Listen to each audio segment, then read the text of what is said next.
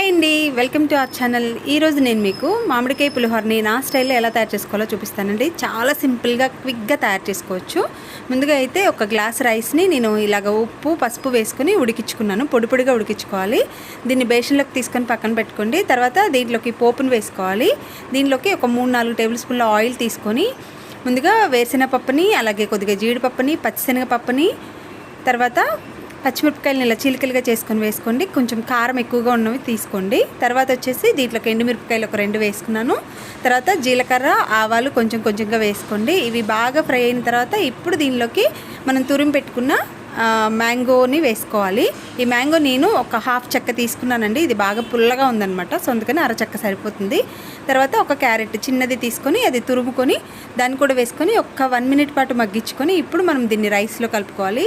చాలా చాలా టేస్టీగా ఉంటుంది. చాలా సింపుల్ మెథడ్లో మనం దీన్ని తయారు చేసుకోవచ్చు. మీరు కూడా